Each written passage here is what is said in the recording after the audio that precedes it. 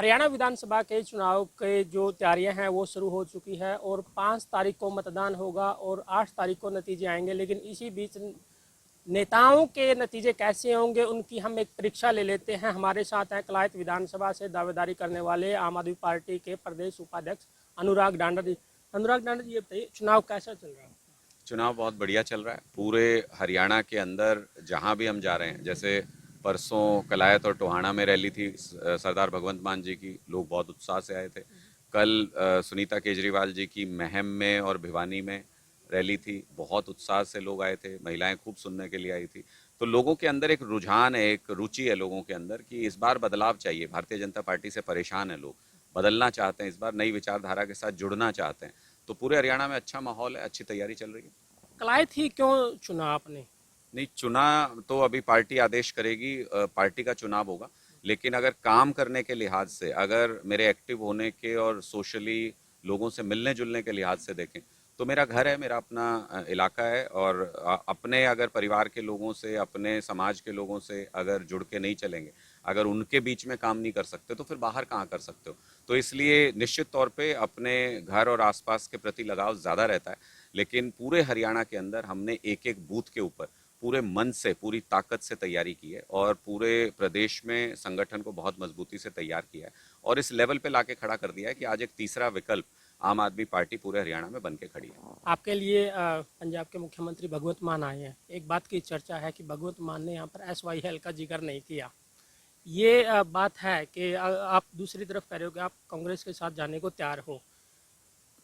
मतलब यहाँ पर सरेंडर कौन कर रहा है, कांग्रेस कर रही है आम आदमी पार्टी कर? बीजेपी कर रही है। बीजेपी सरेंडर कर रही है क्योंकि उनके लिए लड़ने वाले ही नहीं बचे, छोड़ छोड़ के चले गए सारे पार्टी। आप बीजेपी के साथ तो कर नहीं रहे ना, आप गठबंधन तो नहीं, कांग्रेस आपने के। आपने पूछा सरेंडर कौन कर रहा हाँ, है, तो सरेंडर कौन सरेंडर कर? तो बीजेपी कर रही है और एग्जिट भी बीजेपी करेगी नहीं, हरियाणा अगर आप प्रदेश से। मजबूत हो तो फिर आप जा क्यों रहे हो, मतलब देखिए, कांग्रेस के साथ? हम लोगों का बहुत स्पष्ट रुख है। भारतीय जनता पार्टी ने पिछले 10 साल में देश को भी और हरियाणा प्रदेश को भी बर्बाद कर दिया। हमारे युवाओं को बर्बादी की कगार पे पहुंचा दिया। ये पूरा इलाका आप देख लीजिए, किसी गांव में चले जाओ, बच्चे जमीन बेच बेच के विदेश में जा रहे हैं। इससे बुरी हालत नहीं हो सकती थी। अग्निवीर योजना ला करके फौज में हमारे बच्चों का जाना लगभग खत्म कर दिया। बच्चों ने तैयारी करनी छोड़ दी फौज की। अगर फौज में हरियाणा के बच्चे नहीं होंगे, आप इमेजिन कर सकते हो, अगर हरियाणा के युवा फौज में नहीं होंगे तो क्या फौज कमजोर नहीं होगी? और फौज कमजोर होगी तो किसका नुकसान होगा? देश का नुकसान होगा। देश के लिए खतरनाक है भारतीय जनता पार्टी। हमारा पहला लक्ष्य है कि भारतीय जनता पार्टी को खत्म करना है नॉर्थ इंडिया से, जिसको वो अपनी ताकत समझते हैं।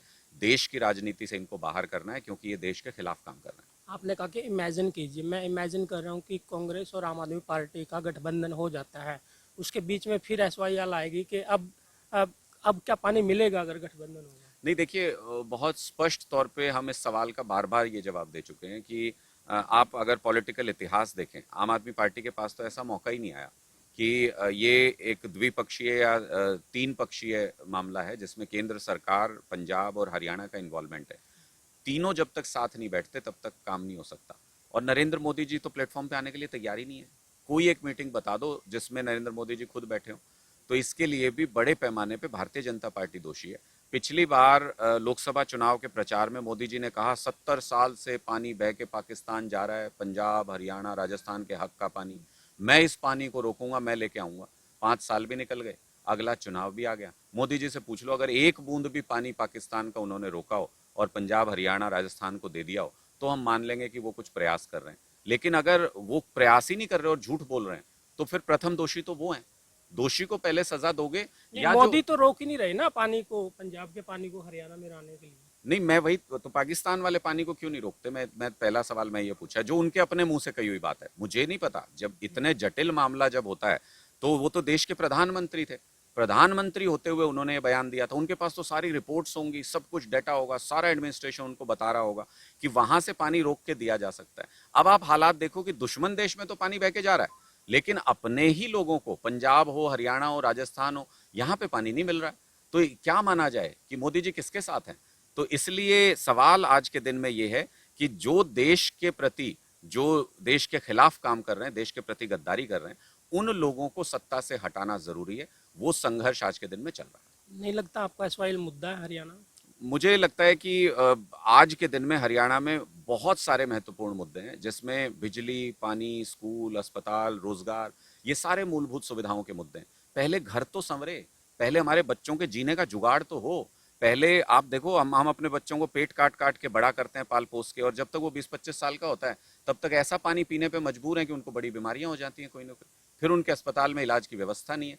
तो अगर हमारे बच्चों को ऐसे ही पाल पोस के युवा करके अगर मौत के मुंह में धकेल देना है, तो फिर क्या ही हम कर रहे हैं, किन मुद्दों के लिए हम लड़ रहे हैं। तो इसलिए मूलभूत सुविधाओं का मुद्दा हर घर का मुद्दा है, बिजली, पानी, स्कूल, अस्पताल का मुद्दा हर घर का मुद्दा है। पहले हमको नींव पे काम करना पड़ेगा, बिल्डिंग तब बनेगी। क्या मुद्दे लेके जा रहे हो? मुद्दे हम स्पष्ट हैं, 5 गारंटी लेके जा रहे हैं अरविंद केजरीवाल जी की।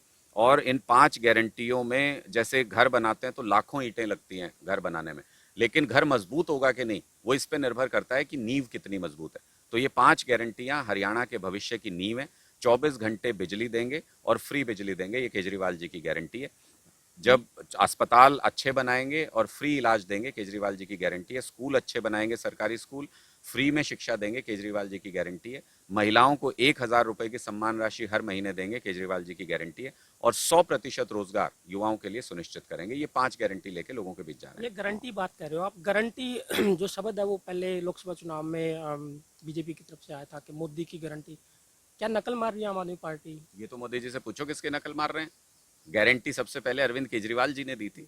हमने पंजाब चुनाव में भी गारंटी दी, हमने गुजरात चुनाव में भी गारंटी। इनको लगा कि गारंटी चल रही है केजरीवाल जी की, तो इनको लगा हम भी करते हैं मोदी की गारंटी। लेकिन इनको ये नहीं पता कि गारंटी लिखने से गारंटी नहीं हो जाती, उसको पूरा भी करना पड़ता है। अब मोदी की गारंटी वो 15 लाख वाली कहाँ चली गई, मोदी की गारंटी 2 करोड़ रोजगार वाली गारंटी कहाँ चली गई। अब तो हमने अपने दफ्तरों के बाहर ये लिखना शुरू कर दिया है कि गारंटी सिर्फ अरविंद केजरीवाल जी की है, हमारी कोई ब्रांच नहीं है, नकलचियों से सावधान। नहीं, आपने कहा कि गारंटी, आप गारंटी जो दे रहे थे लोकसभा में, आपने भी देखा कि नतीजे 400 के थे लेकिन दिखाई नहीं दिए 200। तो मैं तो कह ही रहा हूँ, मोदी जी की गारंटी सिर्फ झूठ बोलने की गारंटी है। मोदी जी की गारंटी नकली गारंटी है, इसलिए लोग उस पर तो विश्वास नहीं आपकी करते। गारंटी भी कोई टर्म एंड कंडीशन पे है क्या? नहीं नहीं, 100% अरविंद केजरीवाल जी ने जो गारंटी दे दी, हमने आज तक जिस भी प्रदेश में हमारी सरकार आई है, हमने उन पे काम किया, उनको पूरा किया है। और अरविंद केजरीवाल जी के कहने का मतलब 100% वो काम होके रहेगा। लेकिन जो मुद्दे आप लेके आ रहे हो, जैसे बीजेपी उन्होंने वो सूर्य योजना लेके आए, हर घर सूर्य योजना, आप कह रहे हो कि बिजली फ्री देंगे। बिजली फ्री तो उन्होंने भी कर दी ऑलमोस्ट। कहाँ है, आप कहाँ बिजली आ रही है? बिजली आ नहीं, रही है वो हरियाणा में। उन्होंने कहा ना सूर्य घर सोलर से दे रहे हैं 1,80,000 वाले को। कहा तो 15 लाख भी था, दे दिए क्या आपके खाते में आए? नहीं, अभी अभी वितरण किया ना उन्होंने, चेक्स दिए हैं अभी मैं लाभार्थियों को। मैं यही तो कह रहा हूँ, कितने चेक दिए? हरियाणा की पॉपुलेशन कितनी है, और कुछ हजार, 500,000 लोगों को वो दे के, चेक दे के, तो उन्होंने सारे हरियाणा का भला कर तो दिया। आपका क्या टर्म एंड कंडीशन? 90% लोगों को पंजाब में फ्री बिजली मिलती है, 85% लोगों को दिल्ली में फ्री बिजली मिलती है।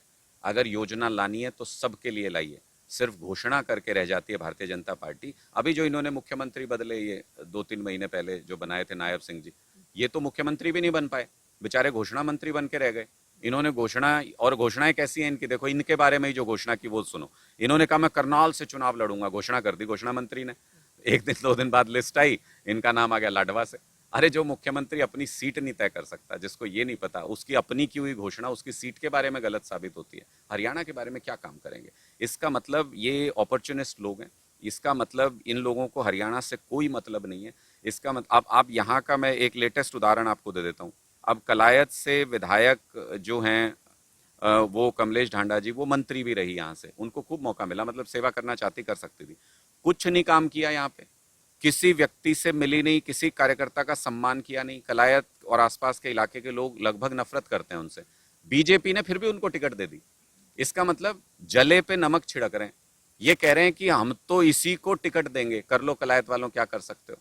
तो इस बार देखिएगा, कलायत वालों ने भी तय कर रखा है कि सबसे बड़े मार्जिन से हरा के भेजेंगे हरियाणा। चलो वो तो उनकी पार्टी का अंदरूनी मामला, वो किसको टिकट देंगे। लेकिन अनुराग डांडा कहाँ से मांग रहे हैं या कहीं से भी दी जाए? देखिए, मैं पार्टी का अनुशासित सिपाही हूं, और 90 की 90 विधानसभा सीटों पे तैयारी करने की हमारी जिम्मेदारी थी। हमने मन से, पूरी ताकत से तैयारी की। पार्टी जहां से आदेश करेगी, पूरी ताकत से, तन मन धन से वहां से चुनाव लड़ेंगे और जीत के विधानसभा पहुंचेंगे, अपने आम आदमी पार्टी के विचारधारा को वहां पे बुलंद करेंगे। नहीं, जीत के किसके साथ, कांग्रेस के साथ या 90 की 90 के लिए? जीत लोगों से होती है, जीत लोगों के वोट से होती है। और मैंने स्पष्ट तौर पे ये कहा कि हमारी जिम्मेदारी 90 विधानसभा सीटों पे पार्टी को तैयार करने की है। हमारा फुट सोल्जर तैयार खड़ा है, एक आदेश का इंतजार है हाईकमान के।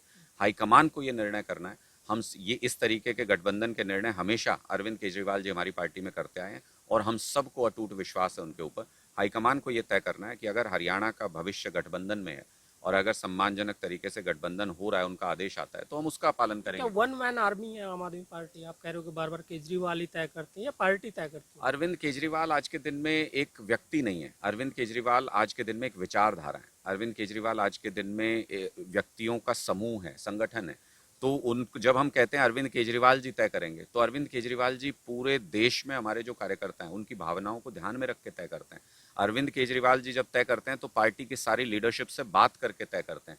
ये एक डिसिप्लिन्ड पार्टी की निशानी है कि जो आज के दिन में हमारे पार्टी की लीडरशिप है उसके अक्षरशः उसका पालन करेंगे। जो भी आदेश वहां से आएगा पूरी ताकत से उसको निभाएंगे। जब लोकसभा चुनाव आए तो आपने रणदीप सिंह सुरजेवाला पर आरोप लगाया था कि हम यहाँ से हारने वाले नहीं थे, हमें तो हराया गया है यहाँ से। जब आपको एक सीट मिली, महासचिव पे आपने आरोप लगा दिया, तो अब फिर ऐसी पार्टी के साथ आप क्यों सोच रहे हो कि उनके साथ फिर जाया जाए? देखिए, उस वक्त भी इस बात पे बहुत चर्चा हुई थी। मैंने तब भी ये कहा था कि लोगों के फीडबैक हैं और सब तरीके के फीडबैक आते हैं। कोई कुछ कहता है, कोई कुछ कहता है।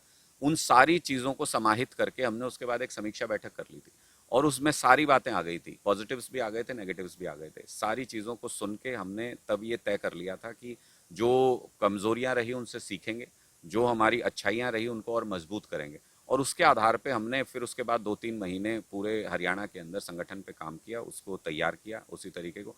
चीज़ें, एक्सपीरियंसेस होते हैं लाइफ में, वो सीखने के लिए होते हैं और फिर उनसे आगे भी बढ़ जाना होता है। आप किसी भी चीज़ को लेके, उस मुद्दे या उस बात को लेके हमेशा के लिए बैठे नहीं रह सकते। तो मुझे लगता है वो उस समय अलग अलग लोगों का फीडबैक था, किसी का इंडिविजुअल व्यू आया था, हमने उसको उसके ऊपर बात की थी और फिर समीक्षा बैठक में सारी चर्चा करके एक निर्णय पे पहुंचे। बीती ताही बिसार दे, आगे की सुध ले। तो अब हरियाणा के भविष्य की तरफ देखना है, आगे की तरफ देखना नहीं, है। रणदीप सुरजेवाला ने तो कल भी कहा है कि मैंने तो ये कहा था कि ज़रूरत नहीं है आम आदमी पार्टी के साथ। देखिए, मैं यही बात कह रहा हूँ कि इंडिविजुअल व्यू और संगठन का निर्णय, ये दो अलग बातें हैं। इंडिविजुअल व्यूज की अगर बात करें तो मैंने अभी आपको बताया कि 90 की 90 सीटों पे हमने अच्छी तैयारी की है। हम सक्षम है अपने दम पे चुनाव लड़ने में हरियाणा के अंदर। लेकिन निर्णय हाईकमान को करना है। तो पार्टी के सभी लीडरशिप से बात करके जो हाईकमान निर्णय करेगा, मुझे पूरी उम्मीद है कि उधर के लोग भी सारे फॉलो करेंगे उस निर्णय को, इधर के लोग भी सारे फॉलो करेंगे। और अगर पार्टी हाईकमान का आदेश आता है कि अकेले चुनाव मैदान में उतरना है, तो 90 की 90 सीटों पे ऐसा चुनाव लड़ेंगे जैसा आज तक हरियाणा के इतिहास में हुआ नहीं हुआ। नहीं, पहली बार आम आदमी पार्टी विधानसभा चुनाव लड़ रही है और इतनी पुरानी पार्टी के साथ गठबंधन, कहीं के एक हाथ उन्होंने भी बढ़ाया, आपकी तरफ से भी बढ़ा है। क्या कमज़ोर हो गई है हरियाणा में कांग्रेस? नहीं, मुझे नहीं लगता है कि ये इससे ये स्पष्ट होता है कि कोई कमजोर हो गया या कोई ताकतवर हो गया। गठबंधन जब होता है, जब हमने केंद्र में गठबंधन किया तो एक ऐसी तानाशाह सरकार को गिराने के लिए किया था, ऐसी तानाशाह सरकार को कमजोर करने के लिए किया था जो लोगों के ऊपर अत्याचार कर रही थी, और हम उसमें कामयाब रहे पूरी तरह से। मोदी जी के दोनों हाथों में बैसाखी है आज के दिन में। ज्यादा तेज चलेंगे औंधे मुंह गिरेंगे, ऐसी हालत में उनको लाके खड़ा कर दिया।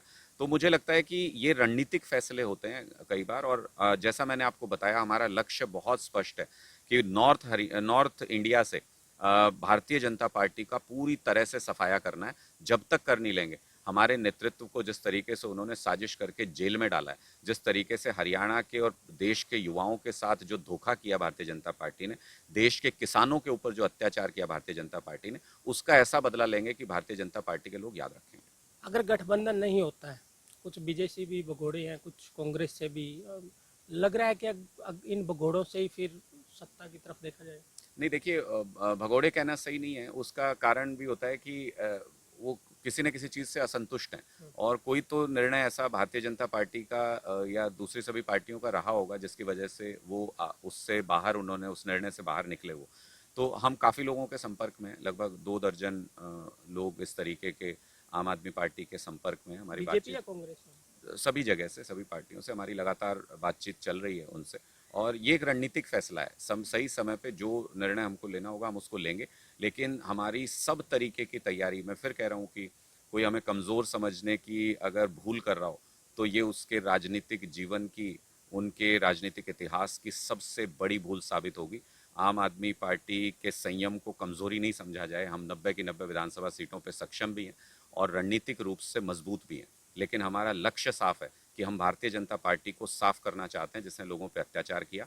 इसलिए हम सर झुका भी सकते हैं, इसलिए हम संयम भी बरत सकते हैं, सब कुछ कर सकते हैं, लेकिन तैयारी हमारी पूरी है और पूरी ताकत से चुनाव लड़ने में सक्षम है। ये थे आम आदमी पार्टी के प्रदेश उपाध्यक्ष अनुराग डांडा, जो कलायत से अपनी दावेदारी पेश कर रहे हैं। लेकिन दूसरी तरफ से जो दावेदारी है वो जयप्रकाश अपने बेटे विकास सहारण के लिए भी कर रहे हैं। वहीं तीसरी तरफ अगर बात की जाए तो रणदीप सिंह सुरजेवाला के नेतृत्व में मैदान में तैयारी कर रही श्वेता डुल भी इस सीट को आजमाना चाहती है। लेकिन अगर ऐसे में दोनों पार्टियों के बीच में गठबंधन हो जाता है तो देखते हैं कि ये सीट किसके पाले में आएगी। कैथल से एबीपी न्यूज़ के लिए सुनील रविश। For exclusive and insightful videos, subscribe to our new channel ABP Live Premium.